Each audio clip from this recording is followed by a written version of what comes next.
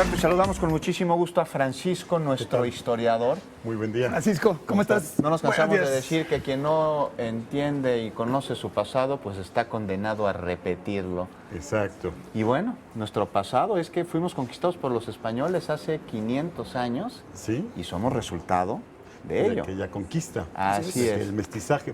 Y bueno, antes de contar de esto, quiero mencionar que, como decía Orozco Iberra, toda nuestra admiración para el conquistador y nada de nuestro cariño.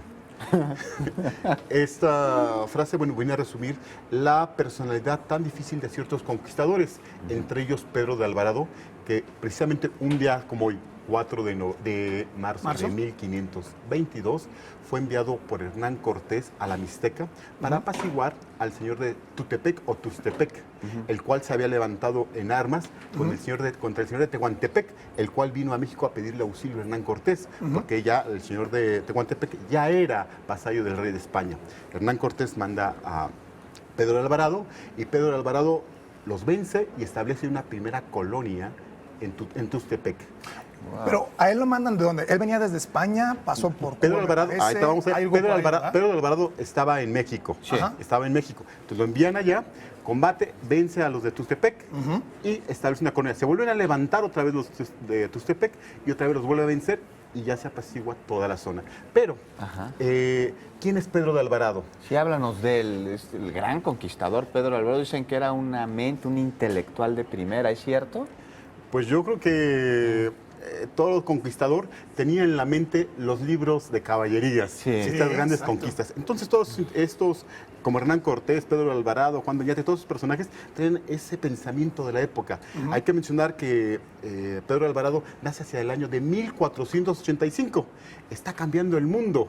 España de pronto va a expulsar a los moros, a los judíos. Bueno, descubren América, estamos en un momento crucial en la historia de México. Pedro de Alvarado llega a Cuba, conquista Cuba, viene con sus hermanos Sí. en 1510, se establece en Cuba y le toca algo importante, hacer el viaje con Juan de Grijalva, Ajá. recorrer hacia Campeche, esta zona, y a Pedro le toca llevar las riquezas que habían rescatado, se las llevan a Diego Velázquez. Entonces Diego Velázquez, 1518, pues vamos a hacer un viaje, vamos a encontrar Claro, más dinero, oigan, a más ver, tesoros. miren, pinta que está bonito Sí, por sí, sí. allá. La miren. cosa pinta bien, ¿no? Harta riqueza. Sí, Entonces nos contanos. Hernán Cortés es el capitán que está al mando, Sí.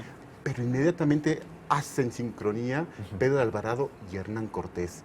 Pedro de Alvarado consigue muchísima gente para Hernán Cortés y, para desgracia de Diego Velázquez, salen de embarco, salen Sí. esta expedición, llegan a Cozumel y ahí se muestra el carácter de Pedro de Alvarado. Hace una cuestión terrible con los indígenas, toma sus tesoros, las pirámides y crea un terror espantoso con la gente. Lo regaña Hernán Cortés y vuelve otra vez a cuadrarse Pedro de Alvarado. Llegan a Tabasco, llegan a Tlaxcala, ya de esta gran valía de este gran capitán que es Pedro de Alvarado, y en Tlaxcala lo casan.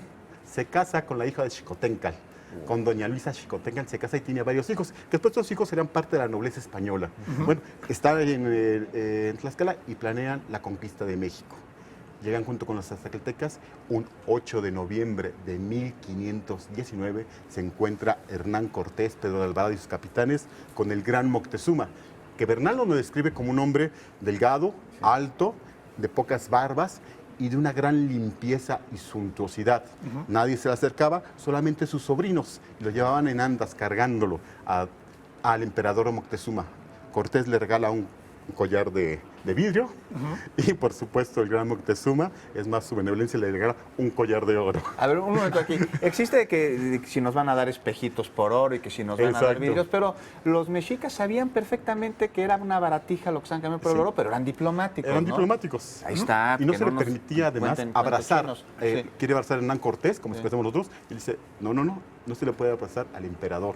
Lo detienen. Y bueno, pues llegan, volviendo, Hernán Cortés le dan asilo en México, lo recibe muy bien Moctezuma, están las fiestas, pero se entera de que Pánfilo de Narváez viene con una flota para atacar a Hernán Cortés. Se les había salido del huacal. Sí, se había salido del Huacán.